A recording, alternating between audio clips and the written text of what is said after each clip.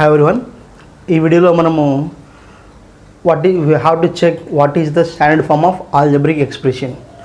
బీజీయ సమాసాన్ని ఇచ్చినప్పుడు దాని యొక్క ప్రామాణిక రూపం ఎలా ఉంటుంది, ఎలా గుర్తించాలి, ఇచ్చిన సమీకరణం ప్రామాణిక రూపంలో ఉందా లేదా అని ఎలా నిర్ణయిస్తారు. దానికి ఒక ఫార్ములా ఉంది చూడండి, వెరీ సింపుల్. ఒక బీజీయ సమాసంలోని పదాల పరిమాణాలు అవరోహణ క్రమంలో ఉంటే ఆ బీజీయ సమాసం ప్రామాణిక రూపంలో ఉన్నదని అర్థం. అంటే ఒక సమాసంలో ఉన్నటువంటి అన్ని పదాల పరిమాణాలు అనేవి హై నుంచి లోకు ఉండాలి. చూద్దాం తర్వాత ఏంటో. దాన్ని ఇంగ్లీష్లో ఏమంటే చూడండి, in an expression if the terms are arranged in such a way that the degrees of terms are in deciding order than that expression is said to be standard form. In an expression if the terms are arranged in such a way that the degrees of terms are in descending order then that expression is said to be in standard form. అసలు అంటే ఏంటి చూద్దాం.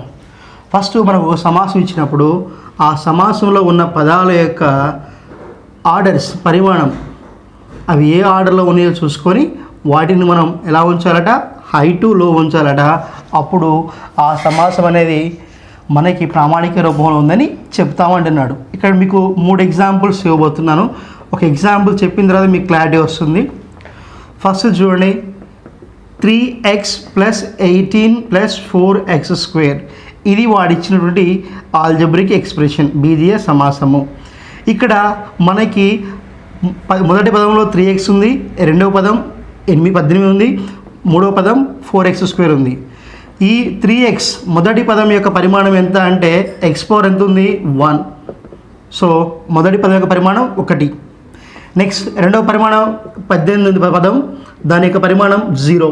స్థిరాంకం యొక్క పరిమాణం ఎప్పుడు కూడా 0నే. Next 4x². So x² ఎంత ఉంది 2 ఉంది కాబట్టి దీని పరిమాణం 2 అవుతుంది.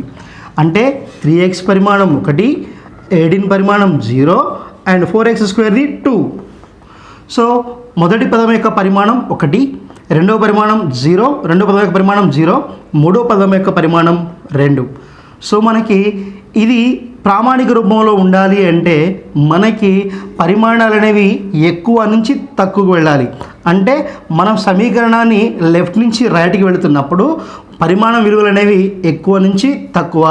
అవరోహణ క్రమం అంటే ఏంటి, ఎక్కువ నుంచి తక్కువ. సో కాబట్టి ఇక్కడ దీంట్లో ఫస్ట్ పరిమాణం ఎక్కువ అనేది ఫస్ట్ రాసుకోవాలి, అది 4x². దాని తర్వాత పరిమాణం ఉన్నది 3x + 3x, దాని తర్వాత 0 అంటే 18. సో దీని యొక్క పరిమాణం 2, దీని యొక్క పరిమాణం 1, దీని పరిమాణం 0. అంటే ఏ ఆర్డర్లో ఉన్నాయి, డిసెండింగ్ ఆర్డర్. సో అవరోహణ క్రమం తక్కువ నుంచి ఎక్కువకి వెళుతున్నాము. సో అట్లనే ఇక్కడ ఇంకో ఎగ్జాంపుల్ ఉంది చూడండి. ఇక్కడ y³ ఉంది, దాని యొక్క పరిమాణం ఎంత 3. నెక్స్ట్ 1 ఉంది, దాని యొక్క పరిమాణం ఎంత 0. స్థిరాంకం యొక్క పరిమాణం 0. నెక్స్ట్ పదం ఏముంది y. మొదటి పదం y³ ఉంది, దాని పరిమాణం 3. రెండో పదం y ఉంది, 1 ఉంది, దాని పరిమాణం 0. మూడో పదం ఏముంది y ఉంది, దాని పరిమాణం 1. నెక్స్ట్ 3y² పదం ఉంది, దీని యొక్క పరిమాణం ఎంత 2. సో కాబట్టి వాడు ఇచ్చిన ఆర్డర్ ఎలా ఉంది 3 0 1 2. సో ఇక్కడ ఆర్డర్ అనేది స్టార్టింగ్ 3 ఉంది కానీ అవరోహణ క్రమంలా ఉందా, సో లేదు. కాబట్టి మనం ఫస్ట్ ఏం చేయాలంటే ఇక్కడ y³ రాసినాం, తర్వాత ఏం రాయాలి, రెండో పరిమాణం దేనికి ఉంది 3y² ఉంది కాబట్టి +3y². Next +y, next +1. So దీని యొక్క ప్రామాణిక రూపం అనేది ఇలా ఉంటుంది. సో ఈ విధంగా మనకి ప్రతి సమీకరణం యొక్క అవరోహణ క్రమం నుంచి ఆరోహణ క్రమానికి ఎలా రాసుకోవచ్చు మనం చూస్తున్నాం. నెక్స్ట్ ఇంకోటి ఉంది చూడండి, 15x² + x³ + 3x. సో దీంట్లో దీని యొక్క పరిమాణం ఎంత ఉంది 2 ఉంది, దీని పరిమాణం ఎంత ఉంది 3 ఉంది, దీని పరిమాణం ఎంత ఉంది 1 ఉంది. మీకు పరిమాణాలు అనేవి కన్ఫ్యూషన్గా ఉంటే ఆల్రెడీ ఈ వీడియోకు ముందు ఒక వీడియో నేను అప్లోడ్ చేశాను. పరిమాణం అంటే ఏంటి, పరిమాణాన్ని ఎలా నిర్ధారించవచ్చు అనేది ఒక వీడియో చేశాను. ఆ వీడియో అనేది దీనికన్నా ముందు వీడియోలో ఉంటుంది. దీని యొక్క ప్లేలిస్ట్ ఏవైతే ఉంటుందో ఆ ప్లేలిస్ట్లో చెక్ చేయండి, మీకు క్లారిటీ వస్తుంది. సో ఇక్కడ దీని యొక్క పరిమాణం 2, దీని యొక్క పరిమాణం 3, దీని యొక్క పరిమాణం 1.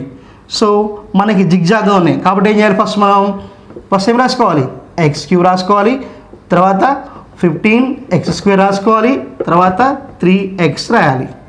సో వాడు ఈ యొక్క సమాసంలో ఎన్ని పదాలు ఇచ్చినా కానీ అన్ని పదాల యొక్క పరిమాణాలు మనం ఫస్ట్ రాసుకొని వాటిని ఒక అవరోహణ క్రమంలో వెళితే లెఫ్ట్ టు రైట్ వెళితే ఆటోమేటిక్గా మనకి ప్రామాణిక రూపం అనేది వస్తుంది. సో ఈ విధంగా మనం ప్రామాణిక రూపాన్ని రాయొచ్చు. I hope that you can understand this one. Thank you.